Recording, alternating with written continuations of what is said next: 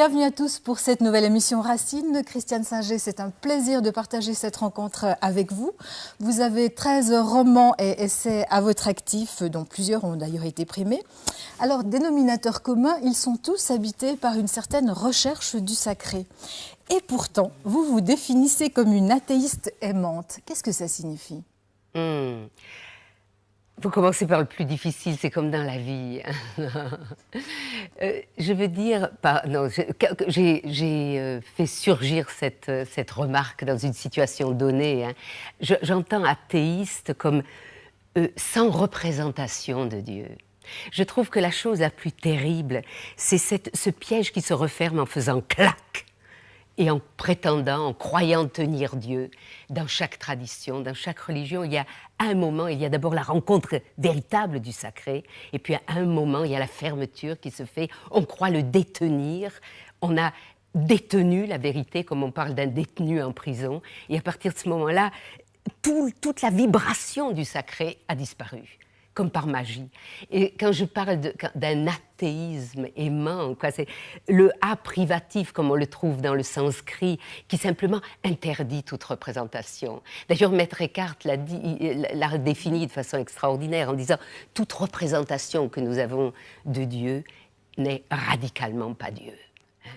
Et c'est dans ce sens-là, je suis dans cette liberté du surgissement, de la rencontre du divin dans chaque instant.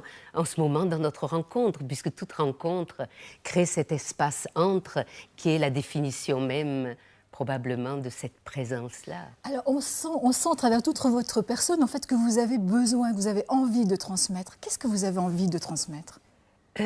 Je viens d'écrire un livre sur la transmission, sur la passation, en somme.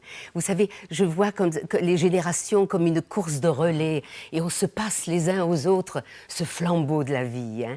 Et j'ai l'impression qu'il y a eu dans ces années passées, il y a eu de graves démissions, il y a eu des non-passations. Et pour moi, c'est tellement poignant de voir parfois des jeunes gens à qui personne n'a dit, par exemple, que la vie était sacrée, que leur vie était sacrée, que leur vie, cette vie qui est en eux peut faire la différence sur cette terre.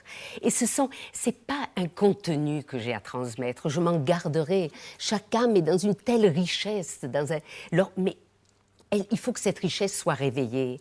Et la transmission, au fond, c'est cette attention portée à un autre qui fait qu'en lui surgit le meilleur de lui-même. Comme je suis née du regard de quelques personnes merveilleuses qui se sont trouvées sur mon chemin et qui ont fait jaillir de moi la mémoire de ce que je suis en profondeur. Hein. C'est-à-dire, oui, cette résonance avec tout. Ça, c'est presque une chance. C'est presque une chance parce que c'est à travers une rencontre.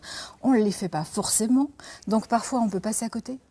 Je pense que la vie est tellement généreuse, on ne peut pas passer à côté. Vous ne pouvez pas passer à côté de l'automne, par exemple, quand l'automne a commencé. Vous ne pouvez pas passer à côté de la neige quand elle tombe, vous comprenez ? Ce sont aussi des rencontres de la même valeur qu'une rencontre qui est celle d'un compagnon humain, d'une personne qui vous regarde.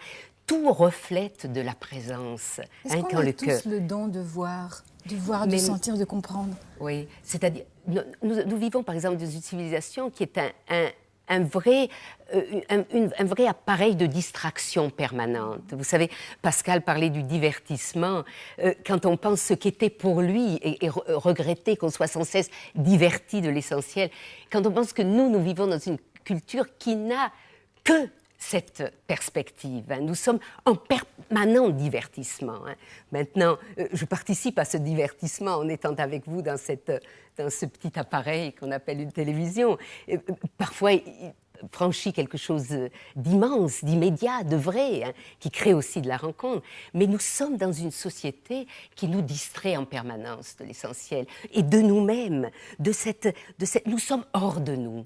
Voilà, ça dépeint vraiment cela. Nous sommes en permanence arrachés dehors, alors que cet ancrage, cette richesse qui nous habite, elle a besoin d'être reflétée dehors pour que je reprenne contact avec elle. Alors pourquoi on a si peur ? Pourquoi on court tellement ? Pourquoi cette immobilité nous paralyse ? Oui, parce que nous ne sommes pas mis en relation avec cette profondeur par le type d'éducation qui est le nôtre.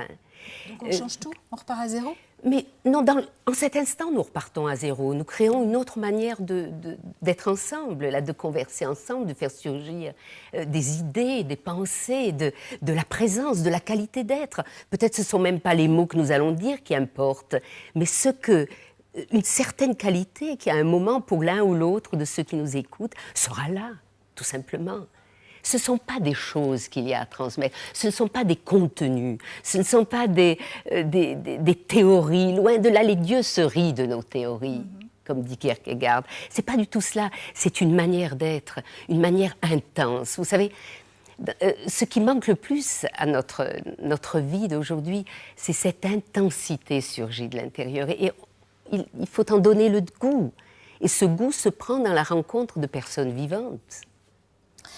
Alors, dans vos différents livres, vous parlez des peurs, vous parlez de nos rages. Au fond, comment est-ce qu'on lutte contre ces peurs, contre ces rages, contre ces colères qu'on peut avoir? Elles font partie de du viatique. Il y a toute cette partie d'ombre en nous-mêmes et cette partie, au fond, qui est indignée de tout ce qui fait barrage à la vie véritable. Je pense qu'il y a aussi, dans cette sinistrose générale à laquelle on assiste très souvent, cette nostalgie profonde d'une vie qui serait la vraie vie. En feuilletant Le Monde récemment, je trouve dans les annonces le souhait qu'adressent des parents à une jeune fille en lui disant « Pour tes 20 ans, Mathilde, je ne sais plus son prénom, nous te souhaitons une vraie vie. » Et cette expression, dans sa simplicité, m'a touchée au plus profond. C'est cela. Cette essence, c'est l'immédiateté des choses, non plus ce détournement par le commentaire d'un autre, mais l'immédiateté dans la relation avec les êtres et avec les choses.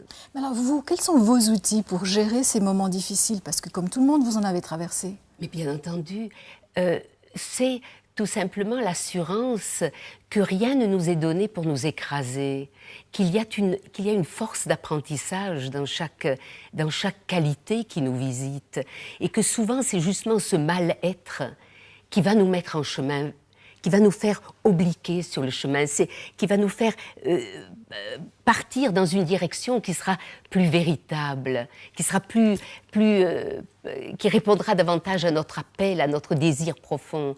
Donc, moi, je plains seulement les personnes qui n'ont ni maladie, ni crise, ni difficulté, parce qu'elles flottent à la surface des choses. Je trouve quelqu'un qui n'a jamais été confronté à une difficulté, à une maladie, par exemple, il lui manquera quelque chose toute sa vie. Je vous comprends bien, mais c'est vrai. C'est évident que ça peut paraître provoquant de l'exprimer ainsi, mais mais je pense que quand quelqu'un est dans le malheur, quand on a perdu un être cher, par exemple, on ne peut pas entendre, ces choses-là. Elles amèneront peut-être quelque chose de positif au bout du chemin, mais quand il faut le vivre, on s'accroche à quoi? La traversée, vous savez, ces propos que je viens de tenir, ils sont irrecevables par quelqu'un qui est juste dans la souffrance, qui est dans l'acidité, vraiment l'intensité de la confrontation avec le manque, avec la souffrance, quelle qu'elle soit. Mais c'est par la suite, nous nourrissons cette souffrance. Elle se modifie au cours de l'existence. Si nous cessons d'y être totalement identifiés. Je vous raconte simplement cette petite histoire qui m'est arrivée récemment. Une femme que j'ai rencontrée qui avait un rayonnement extraordinaire et qui m'a raconté son histoire, ayant perdu son seul enfant. Elle a vécu pendant des années dans une prostration totale. Et un jour, passant devant un miroir, dans un immeuble où elle allait visiter une amie, elle voit ce visage complètement ravagé. Elle s'arrête un instant et dit « Voilà le visage d'une femme qui a perdu son seul enfant. » Et dans cet instant où elle se désidentifie une seconde pour contempler de l'extérieur, comme s'il y avait quelqu'un qui était extérieur à cette souffrance qui lui avait survécu, en somme. En cet instant, me raconte-t-elle, s'est engouffrée en elle la grâce. Et elle a comme entendu la voix de cet enfant qui lui disait « Mais maman, vis, arrête de porter mon deuil. Partout où tu verras, où tu rencontreras la vie, je suis là et je te regarde. » C'est ce jeu, quand nous cessons d'être complètement dans une passion d'identification avec notre souffrance, alors seulement peut s'introduire une autre dimension. Donc cette grâce, au fond, on peut l'acquérir que seul. Personne ne peut nous la donner. Non, une grâce ne s'acquiert pas, on la reçoit, elle ne s'acquiert vraiment pas. Mais parfois c'est dans le regard de l'autre, dans la compassion de l'autre. Le témoin d'un malheur ou d'une souffrance, c'est un rôle sacré. Celui qui vous écoute, celui qui reçoit l'histoire de votre souffrance change immédiatement le paysage intérieur, c'est-à-dire ce qui était crispé, ce qui était durci comme une fixation de pu, se met à couler, se remet dans l'affluence. Et la guérison commence dans ce passage de ce qui est dur à ce qui coule. Que ce soit les larmes aussi. C'est cette transformation-là. Dans Les 7 nuits de la Reine, vous écrivez « Vie et mort, j'ai retrouvé le oui qui accueille tout, qui n'appelle rien de ses voeux ». Qu'est-ce que vous entendez par là ? Vous savez, nous sautons d'un univers à l'autre. Il faut avoir vraiment le pied marin pour suivre ce rythme. Là, par cette remarque, nous arrivons au fin bout de l'existence ou de l'expérience humaine, lorsque nous sentons que tout ce qui était de l'ordre du déchirement, tout ce qui était les deux visages du Janus de toute chose, le matin, la nuit, l'obscurité, la lumière, la maladie, la santé, la souffrance, la joie, les larmes, le rire, tous ces opposés à un moment vous apparaissent subitement dans cette lumière saisissante. Ils sont les deux visages d'une seule unité. Mais ça, vous comprenez, une question comme celle-là, elle me demanderait de faire un détour incroyable. C'est vraiment l'instant où les opposés font tchac et coïncident. C'est l'illumination, c'est l'éveil, c'est l'instant où nous cessons de devenir des morceaux choisis en disant ça j'aime, ça je veux bien, ça oui, ça non, oh non, ça j'aime, mais je m'en éloigne le plus. Lorsque nous recevons ce qui vient, en comprenant que tout est le visage voilé d'une unité intangible, c'est-à-dire que la face cachée des choses, l'univers caché des choses, vient frôler notre univers d'ici. C'est comme si le rideau était soulevé. Le vent entre, et subitement deux univers séparés se rejoignent. Ça, c'est vraiment... Là, nous sommes tout près du réel, où tout ce qui est séparé est dans cette unité première de la création. Est-ce que c'est là qu'on comprend qu'en fait la Terre ne nous doit rien, que tout ce qui nous est offert est cadeau ? Mais bien sûr, vous savez, une des souffrances les pires dans notre société, dans la manière dont nous vivons, dont nous sommes éduqués, c'est la revendication permanente, le larmoiement permanent, la voracité encore plus, et cela m'est dû, cela m'est... Je vais souvent parler dans des écoles, j'ai le bonheur, moi j'ai la passion des jeunes et des enfants. Je dis, et tu crois que quelque chose t'est dû ? Alors viens ici, qu'est-ce que c'est que cette histoire ? Rien ne nous est dû. Tout est cadeau, même les coups de pied au derrière, et surtout eux. Rien ne nous est dû sur cette terre. Et c'est justement cet organe de la gratitude qui a été mutilé dans notre modernité et qu'il faut refaire surgir, sinon nous sommes en permanence des affamés. Alors peut-être en conclusion, Christiane Singer, un mot à réfléchir, à méditer, un mot qui pourrait être un compagnon pour nous aider à traverser les moments les plus difficiles de notre vie. Comme ça, vous voulez comme ça. Alors peut-être l'assurance que tout ce qui nous rencontre a un visage secret, a un message, même ce qui nous fait le plus souffrir, nous délivrera un jour son autre visage. De ne pas être perdu dans la souffrance au premier degré. Mais dans l'attention de ce qui va se révéler derrière, oui. Donc toujours être à l'écoute, être en amour avec les autres ?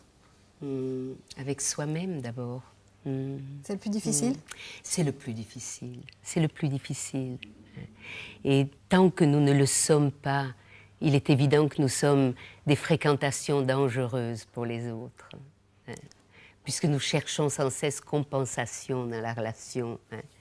ce travail de se rencontrer, de s'incliner devant ce mystère que nous abritons chacun, le plus difficile, le plus incroyable des passages de l'Ancien Testament où il est dit « Seigneur, je te remercie de cette merveille que je suis et que tu as créée. » Et une dame s'approchait de moi en me disant « C'est pas possible que ce soit dans la Bible. » Et pourtant, pourtant c'est l'essence même.